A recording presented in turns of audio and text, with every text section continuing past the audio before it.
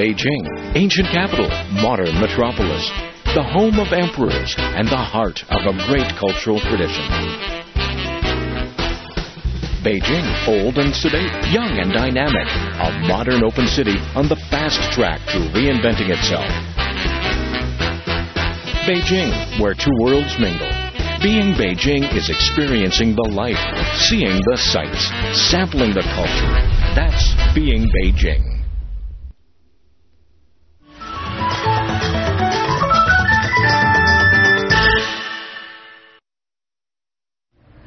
When people think about Beijing, the first thing that comes to mind is probably the Forbidden Palace, or Tiananmen, or the center of the city. But actually, if you want to see the heart of local culture, you might want to head on south. That's right, in southern Beijing, you get a taste of what it's like to be a real Beijinger. I'm Yen, and welcome to Travelogue.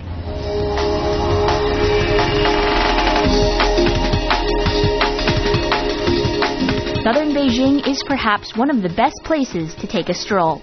The pace of life here is slow, and the environment is relaxed and friendly. As far back as the Qing dynasty in the 17th century, the south was populated by commoners, compared to northern Beijing, which was home for the nobles. Thus, the construction of the south was more organic and carefree. Not as glitzy and glamorous as the modern north, the South's old charm takes you back to imperial China.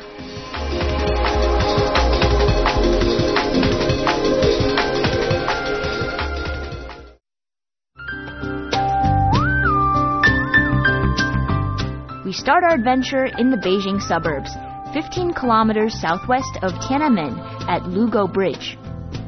It's the oldest multi-arc stone bridge in Beijing.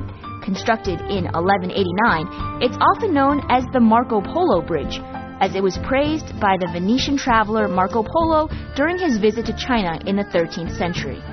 It's known as one of the 8 great sights in Beijing.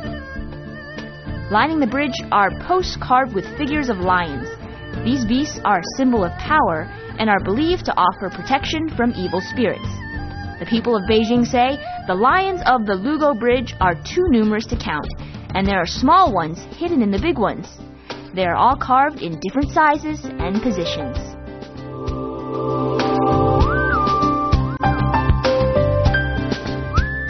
Near the bridge, we make a stop at a unique museum, Hutongzhang. As the name implies, the museum displays the folk history and culture of Beijing.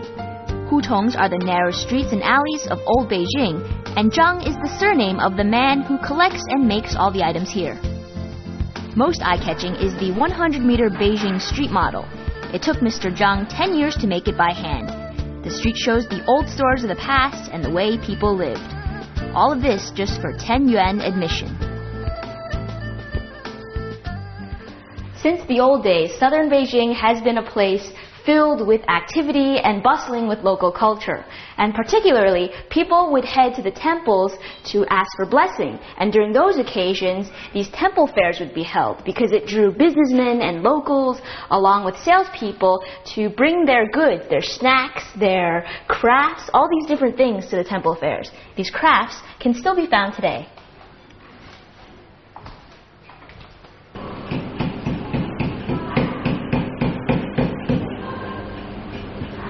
That's a pretty interesting toy. And you see, this one in particular is a Peking opera figurine. And it sort of spins here. 馆长，这个玩具叫什么呀？这个玩具叫钟人儿，这个可能是咱们北京独有的吧，这么一种玩具。它的年代也挺久远的了。据我所知，这个玩意儿它一般演的这个人物都是这个过去的戏剧人物，一般就表现上武打戏比较多。这个为什么它就一拍这个盘子就会转？正因为这个转，为什么叫钟人？就因为它底下，在这个它这个身体，它这个自身有一个重量，重量底下呢有一个配重，配重底下呢是它的钟，就是咱们这个资钟。Mr. Zhang is a Beijinger who is fascinated with the local culture. He's been producing local handicrafts since he was young and can make almost 100 different types of crafts and toys. Such toys have been passed down generation by generation, like this Mao Hou or hairy monkey. It's made of several types of ancient traditional medicines.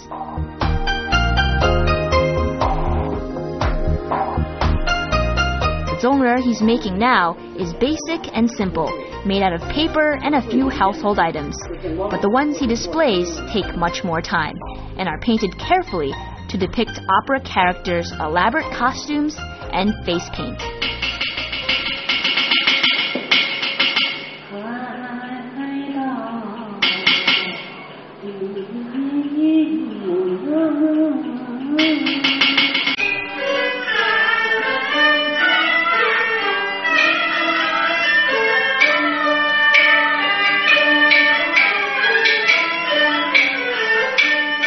On weekends, the museum organizes special activities that visitors can take part in, such as Peking Opera. Peking Opera originated in the late 18th century as a synthesis of music, dance, art, and acrobatics. The face painting is especially interesting. It reveals a lot of information about a character. For example, a red face usually means bravery and loyalty. A white face symbolizes a sinister character, and a black face represents justice and morality.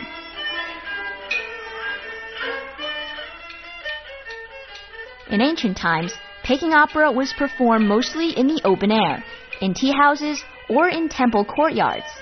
The orchestra played loudly, and so the performers had to adopt a piercing style of singing.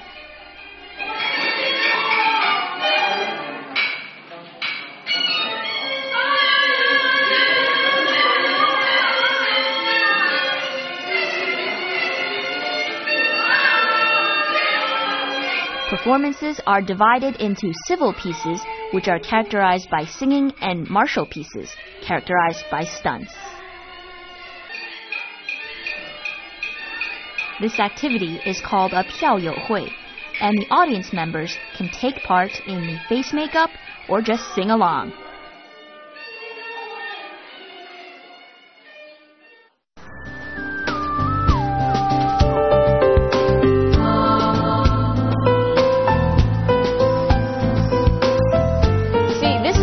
Important marking points in Beijing.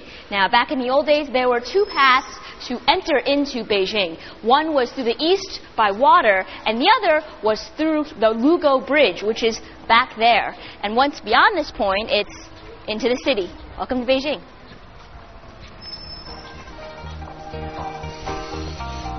In the southeast of Beijing, the most prominent structure is the Temple of Heaven, close to the main north-south axis. It's the best preserved and largest sacrificial building complex in the world. Emperor Yongle of the Ming Dynasty ordered the building of the temple in the 15th century as a place where emperors could pray and worship heaven, a rite which would serve to perpetuate the imperial rule. In ancient times, the sky was believed to be circular, while the earth was square. Thus, the round altar sits on a square base, symbolic of the meeting of heaven and earth. 1、2、3、4.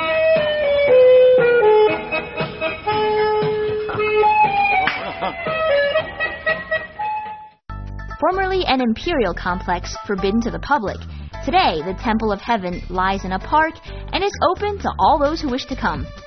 It's located just 6 kilometers from the center of the city, and entrance is 15 RMB. Every day, bright and early, you can find people, young and old, hanging out in the park, exercising and dancing together. The best time to see these activities in full swing is between 6:30 and 7 a.m., when the temple complex opens.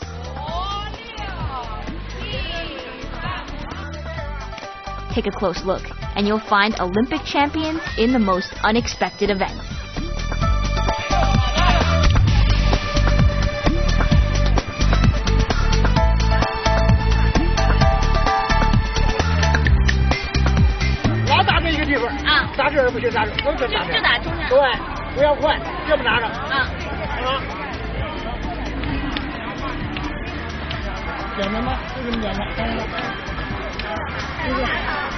Okay. Not too fast, not too slow. Let me tell you, I'm doing this without my glasses too, so. Got a little too fancy there. But this is why you gotta come to the park and sort of sweat and exercise and see if you can do a little bit of, yeah.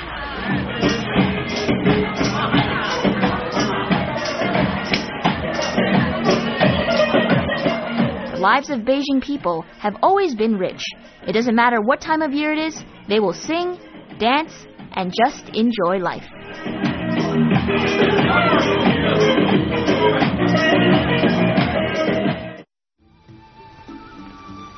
And so we continue our trip through southern Beijing, which was always a center of commerce in the olden days. And Tianmen, formerly the main gate of the imperial city, was the location of many traditional shops, including Chinese medicine shops, tea shops, and Chinese snack shops. Tianmen Street has become the symbol of old Beijing.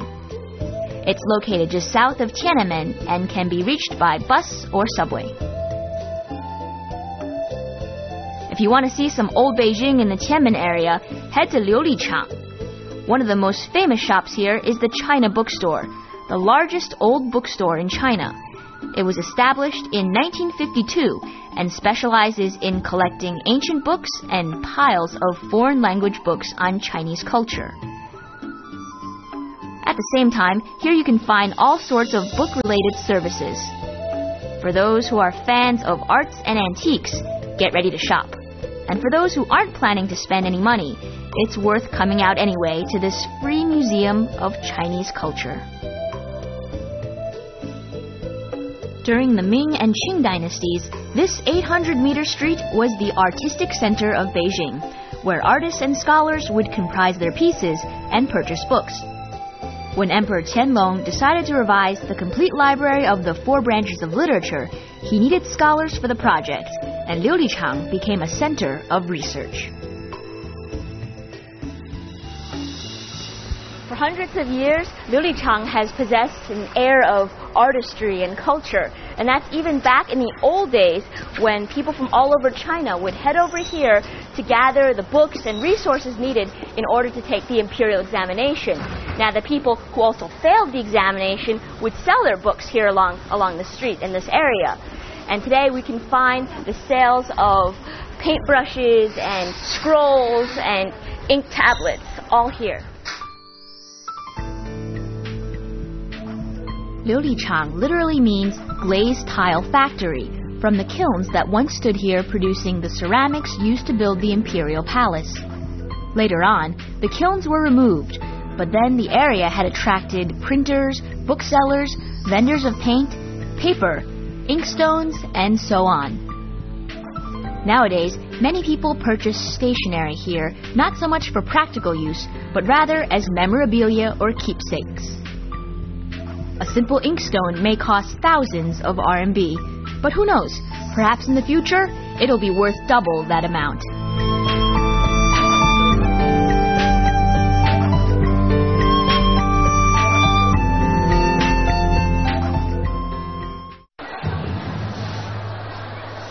If antiques are your thing and your interests go beyond stationery, then Panjiayuan is the place to be.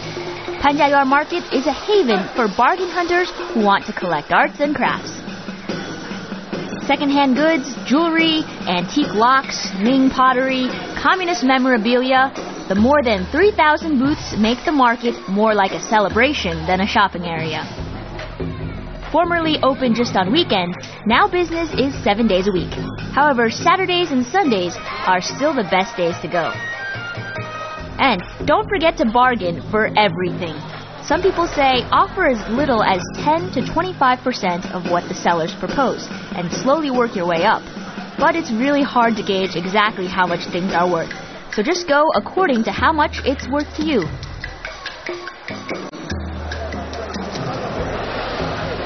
Wow, you are bound to be amazed by the number of antiques in this marketplace and also by the number of people. At Panjiayuan, on the weekends, it opens at 4:30 a.m. And you know what they say about the early bird getting the worm? Here, you need a quick eye and a quick hand to pick out those items that are special. I'm going to do some shopping. Bear in mind that not everything may be authentic, and most of us won't be able to tell. In fact, even the dealers themselves may be fooled. But if you're lucky, you just might pick out a fantastic real antique. If not, then you'll be paying for a convincing fake. The market is 100 meters west of the Panjiayuan Bridge on the East 3rd Ring Road. It's open from 8:30 a.m. on weekdays and 4:30 a.m. on the weekends.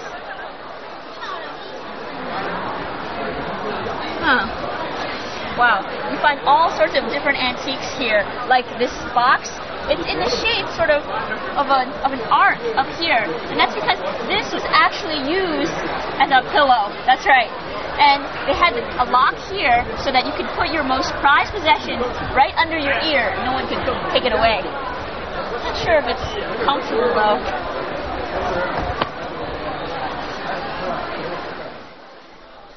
Who knows? You might find that item you thought you never needed, but now can't live without.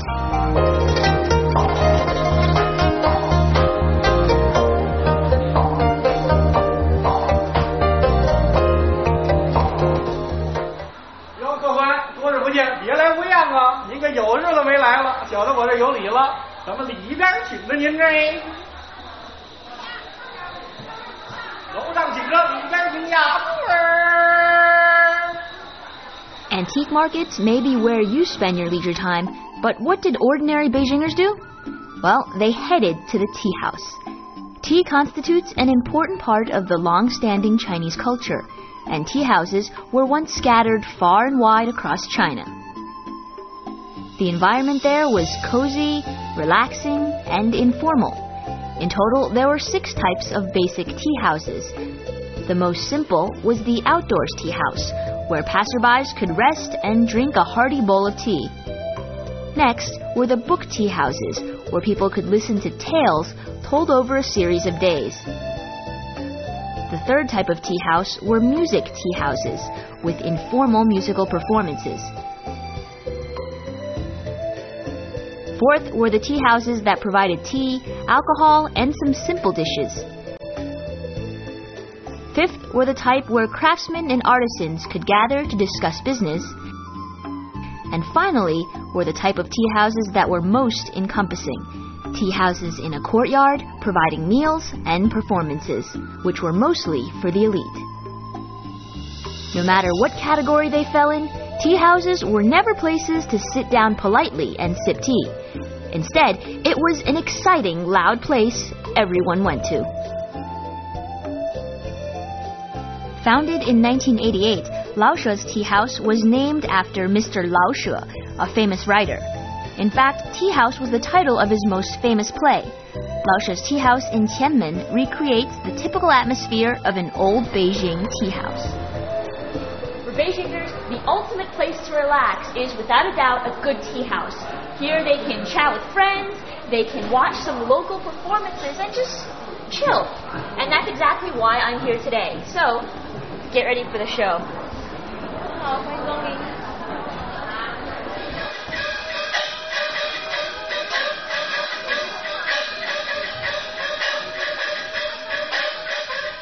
Many Beijingers don't just come to the tea house for tea, but rather to watch the performances.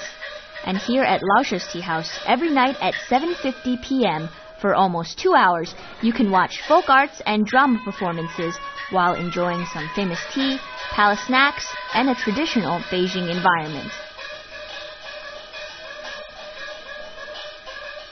Tickets to the show start at 40 RMB and go up to as high as 400, depending on seating. The most exciting traditional performances, including acrobatics, music, magic, as well as Beijing opera and kung fu, can all be found.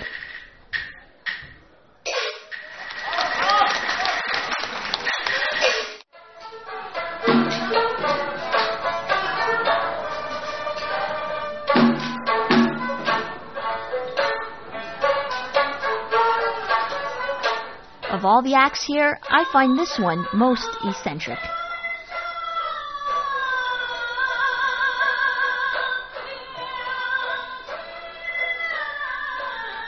lady here is performing the candle song, and it's typically performed by women who hold small metal racks with 3 burning candles on top in their mouths.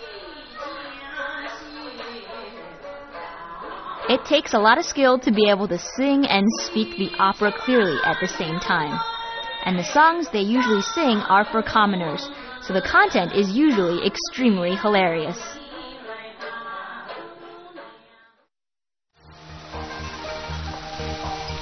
In the past, the place to see these typical Beijing performances was Tianqiao, or the Bridge to Heaven.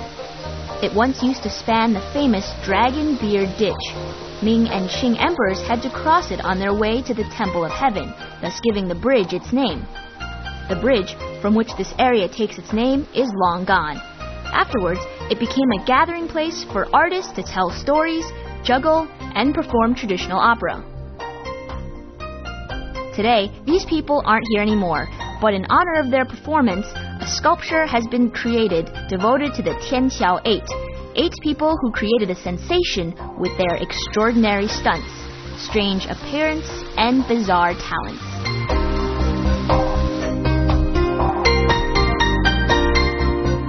Today, these stunts can no longer be seen on a daily basis, but similar things can be found at the temple fairs in the south on special occasions.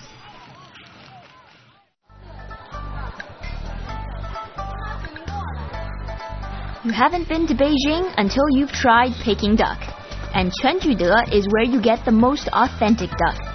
This restaurant was established in 1864 during the Qing dynasty. The ducks here are the finest, and its roasting technique is unique, creating thin, crisp skins and fragrant, rich meat. Here, the dishes include different parts of the duck, cooked up in a variety of creations, pleasing to the palate and easy on the eye. The finest ingredients and a series of complicated cooking steps is what draws the world's people to Quanjude. Roast duck was originally an imperial dish, and today, expect to pay a royal price for your meal, around 150 to 200 RMB per person. That duck looks succulent.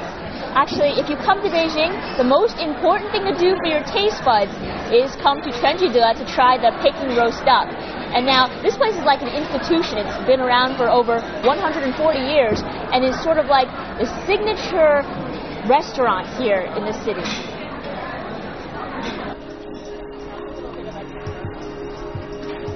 Slicing the meat is an art in itself. A skilled chef is able to cut between 200 and 120 slices in 4 or 5 minutes, each slice with an equal portion of both skin and meat. But if that's too posh for you, you might just want to try some popular Beijing snacks, particularly zhajiang noodles. There are 18 different types of sauces here for your noodles, depending on your taste. It's also quite reasonably priced. The environment here is just as it was in the old days. People sit on square hard chairs around a table, and you can hear the service people bustling around and shouting out orders.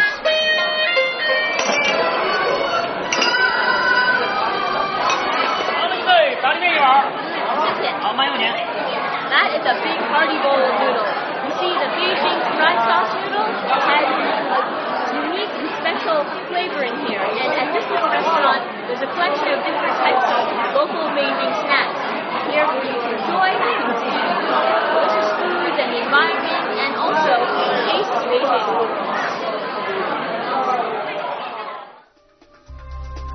Besides zhajiang noodles, Beijing has a wealth of other local snacks. Different colors, unrecognizable appearances, sweet, salty, or sour. It's all here. In Beijing, there are many different zhajiang noodle stores, but at all of them, expect to spend about 50 RMB a person, and a real local price. South Beijing is a place where different ethnicities mingle in a friendly community.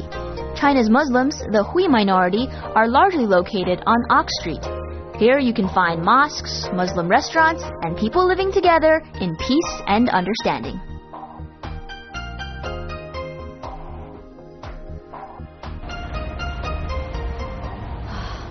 Beijing is a city that's both old and new. Old in the sense that there's historical and cultural relics scattered all throughout the city. New in the new face of Beijing, which we'll see more of in the next episode of the Beijing series. I'm Yin, and see you next time.